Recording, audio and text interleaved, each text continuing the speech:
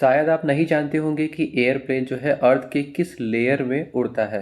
तो आज हम जानेंगे अर्थ के किस लेयर में एयरप्लेन जो है वो उड़ता है और इतना इम्पोर्टेंट वो जो लेयर है वो क्यों है एयरप्लेन के उड़ने के लिए। चलिए समझते हैं इसके पीछे का साइंटिफिक रीज़न क्या है और साथ ही साथ हम लोग जानेंगे लेयर ऑफ अर्थ के बारे में। तो चलिए शुरू करते हैं। जैसा कि आप देख रहे होंगे यहाँ पे जब एक प्लेन एक हाइट पर एल्टीट्यूड पर पहुँच जाता है तब वो अपने डायरेक्शन में सीधे चलता है, जिसको हम उस लेयर को जिस पे ये फ्लाई करता है उसे हम बोलते हैं स्ट्रेटोस्फियर।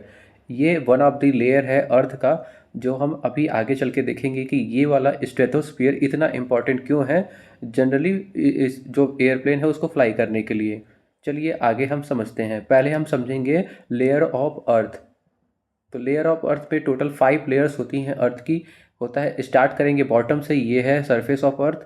सरफेस ऑफ अर्थ से स्टार्ट करेंगे यानी कि जीरो से स्टार्ट करेंगे और जीरो से ऊपर जाएंगे तो जहाँ तक लेयर होगी, जैसे पहला लेयर है यहाँ पे ट्रोपोस्फियर, दूसरा उसके ऊपर अगर हम बढ़ेंगे तो स्ट्रेटोस्फियर, फिर मीजोस्फियर, फिर थर्मोस्फियर एंड देन लास्ट में चला जाएगा वो हो जाएगा एक्जोस्फियर।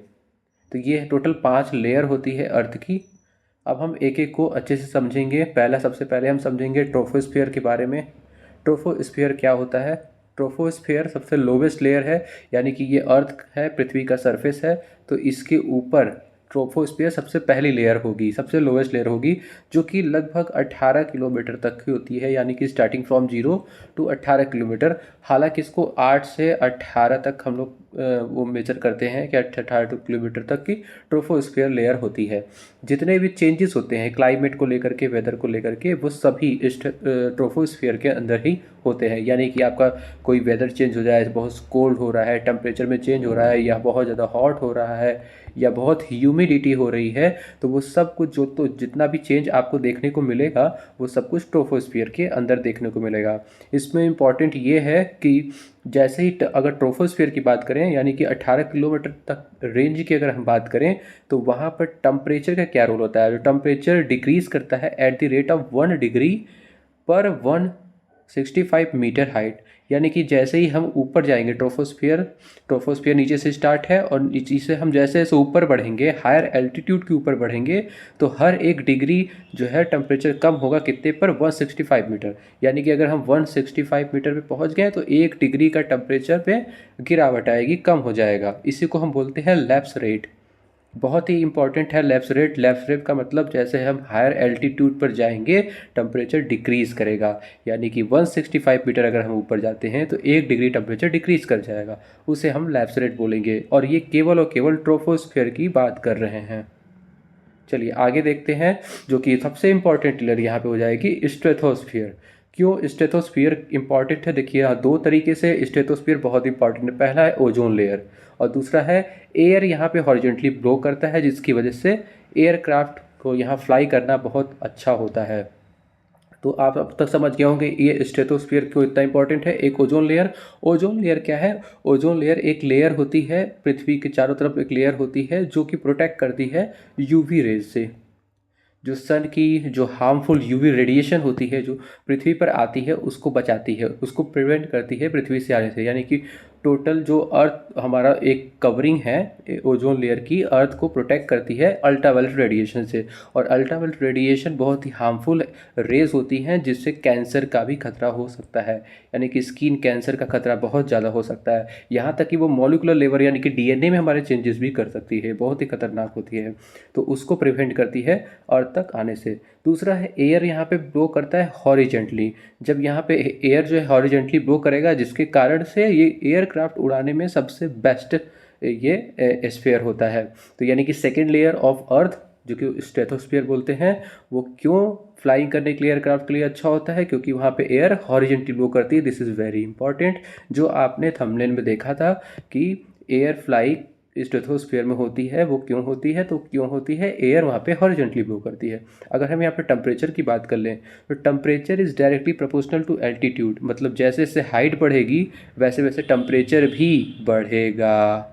ये जस्ट उसका उल्टा हो जाएगा। ट्रोपोस्फियर में हमने देखा था कि टेम्परेचर कम हो रहा था, मतलब 1 डिग्री सेंटीग्रेड कम हो रहा था 165 मीटर पे। लेकिन यहाँ पे उसका उल्टा है, टेम्परेचर जैसे जैसे ऊपर जाएंगे टेम्परेचर भी ऊपर जाएगा, बढ़ता हुआ रहेगा।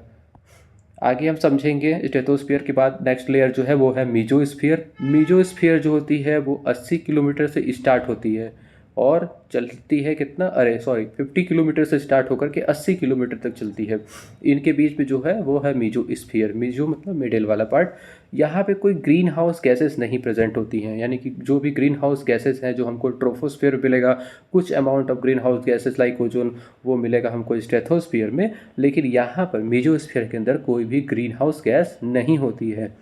टेम्परेचर यहाँ पे इन्वर्सली प्रोपोर्शनल होता है एल्टीट्यूड के, यानी कि सेम चीज़, यानी कि अगर जैसे जैसे हम हाइट पर जाएंगे वैसे वैसे टेम्परेचर डिक्रीज करेगा। आगे अगर हम बात करें मीजोस्फीयर के बाद कौन सी लेयर है तो है थर्मोस्फीयर। थर्मोस्फीयर का जो हाइट होता है वो होता है 80 किलोमीटर से 400 किलोमीटर तक का। इनके बीच में होती है थर्मोस्फीयर। थर्मोस्फीयर को ही हम बोलते हैं आयनोस्फीयर, क्योंकि यहाँ पे आयंस होते हैं। आयंस आप बात कर लें आयंस की, तो ये रेडियो एक्टिव जो चार्ज पार्टिकल होंगे, इलेक्ट्रिकली चार्ज पार्टिकल, यही आयंस होते हैं जिस पे रेडियो वेव ट्रांसमिटेड होती है अर्थ पर। यानी कि इस लेयर में ही जा कर के जो रेज होगी, रेडियो एक्टिव वेव्स होगी, वहाँ पर टकरा करके जो हमें रेडियो के लिए सिग्नल मिलता है वो यहीं से मिलता है, थर्मोस्फीयर से मिलता है, just because of electrically charge particle present. और टेम्परेचर यहाँ पे क्या होगा, डायरेक्टली प्रोपोर्शनल टू एल्टीट्यूड होगा। जैसे जैसे ऊपर जाएंगे वैसे वैसे टेम्परेचर भी बढ़ेगा। आगे देखते हैं लास्ट लेयर है एक्जोस्फीयर। एक्जोस्फीयर यानी कि 400 के ऊपर, 400 किलोमीटर के ऊपर जितनी भी लेयर होगी एटमॉस्फेयर की, वो सभी एक्जोस्फीयर में आती है। यहाँ पर टेम्परेचर बहुत ही ज़्यादा कोल्ड होता है, यानी कि बहुत माइनस में टेम्परेचर होता है, और यहाँ पे कोई भी ग्रेविटेशनल फोर्स नहीं होता है, जिसके कारण कोई भी गैसेस यहाँ पे टिक नहीं पाती। तो ये था हमारा लेयर ऑफ अर्थ। आप समझ गए होंगे यहाँ पर कि जो हमारा थंबनेल था, जिसकी हमने स्टार्टिंग में बात की थी कि एयरप्लेन जो है किस परत में उड़ते हैं, आपको आंसर मिल गया होगा कि वो स्ट्रेटोस्फीयर के अंदर उड़ते हैं, जस्ट बिकॉज क्योंकि वहाँ पे एयर जो है वो हॉरिजॉन्टली फ्लो होती है। Thank you so much.